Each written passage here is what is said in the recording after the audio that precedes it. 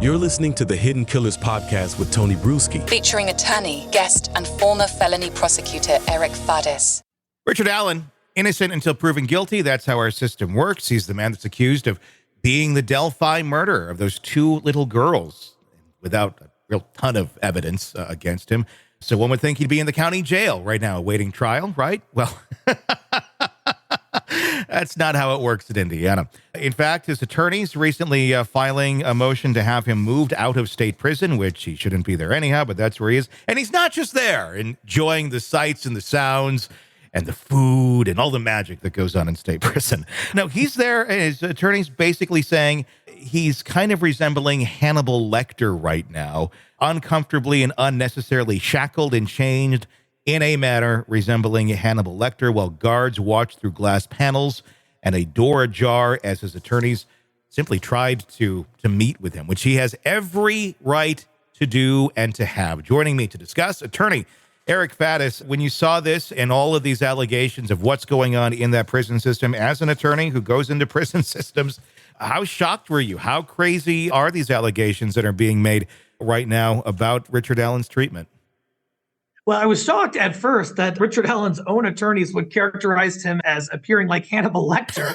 I think that is not the image that you want a person who is facing child murder charges to have. Sure. But that being said, it's not unusual for these incarceration facilities to have a negative environment, a place that you don't want to be. In fact, that's the idea behind it. Yes. And so we have Richard Allen sort of, one could say he looks like he's complaining about where he's at. On the other hand, his attorneys are saying, hey, look, I can't talk with my client. I can't have meaningful exchanges with this person under these strict lockdown conditions.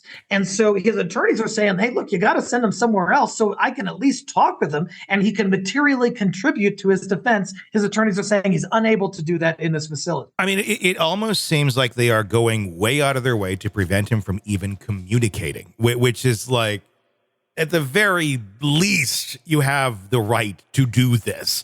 I can't make heads and tails of any of this, of why they're keeping him so locked down and making it so difficult for his public defenders to be able to go in and help him and just move this forward. Why? Why so many hoops of fire, basically? Yeah, a lot of people are asking why, because there's been several transfers of Richard Allen from different facilities due to different issues that have arisen, including that there may have been some sort of like Odin white supremacist group jailers in one of the jails. And that has bearing on his case. And so, yeah, like you said, he's got to be able to talk with his attorneys about the case. And it seems weird that government incarceration staff appears to be kind of stymieing that. They're sort of trying to limit that. And that could be a big problem for the government. If there's a conviction here, I can see Richard Allen's attorneys are setting up a post-conviction claim for what's called ineffective assistance of counsel. And some of the language in their motion bears that out. Yeah. I mean, he already pretty much has the get a new trial free card, I think, in his back pocket of playing the game of life Monopoly here with everyone. But it's, at the same point, he just wants to go through the proceedings at the very least and hopefully be found innocent so he doesn't have to play that card. Pretty much guaranteed to him at this point. And the ideas of the Odinism, because that always gets poo-pooed of, oh, that's extreme. And the guards in the prison, they have like Odinistic tattoos on their face. I get it's one thing if you're like in the Marvel or something and you're like, I got a Marvel tattoo on my arm. You normally aren't putting tattoos on your face unless you're really into it or you're a gang member of some sort. I mean, it's there. I mean, are they sacrificing kids as Odinists? I highly doubt it. But to say that anything's possible here. Anything seems possible.